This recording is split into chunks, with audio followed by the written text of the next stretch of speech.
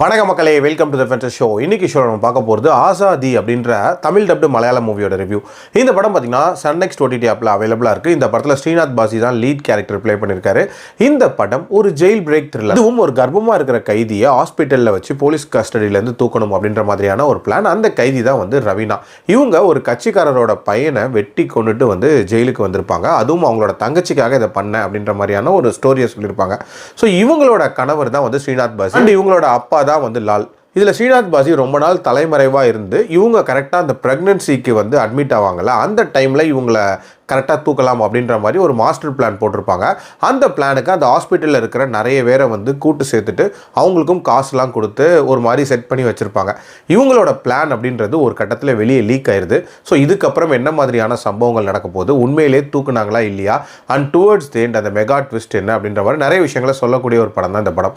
எனக்கு இந்த படத்தில் பிடிச்ச விஷயமே இந்த படத்தோட கிளைமேக்ஸில் வரக்கூடிய அந்த ட்விஸ்ட் ஒரு அல்டிமேட் ட்விஸ்ட்டாக இருந்துச்சு அப்படின்னே சொல்லலாம். பயங்கர அவுட் ஆஃப் த பாக்ஸ் யோசிச்சிருக்காங்க. ஆல்சோ அதை ஜஸ்டிஃபை பண்ண விதம் அப்படின்றதுமே பயங்கர சென்சிபிளாக இருந்துச்சு. அதே மாதிரி இந்த படத்தோட அந்த பிகினிங், அதாவது ஒரு எஸ்கேப் பிளான் அப்படின்றது நார்மலாக நிறைய படங்களில் பார்த்துருப்போம். அதுவும் கர்ப்பமாக இருக்கிற ஒரு பெண்ணை அதுவும் கவர்மெண்ட் ஹாஸ்பிட்டலில் வச்சு தூக்குறது அப்படின்றது ஒரு சாதாரண விஷயம் இல்லை. ஸோ இதை எப்படி பண்ண போகிறாங்க அப்படின்ற ஒரு எதிர்பார்ப்பு இருந்துச்சு.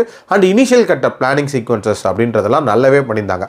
பட் ஆக்சுவல் பிளான் அதை இம்ப்ளிமெண்ட் பண்ண விதம், அந்த போர்ஷன்ஸ் அப்படின்றதெல்லாம் ரொம்ப சுமாராகவே இருந்துச்சு அப்படின்னே சொல்லலாம். கண்டிப்பாக அந்த போர்ஷன்ஸ் பெட்டராகவே பண்ணியிருந்திருக்கலாம்.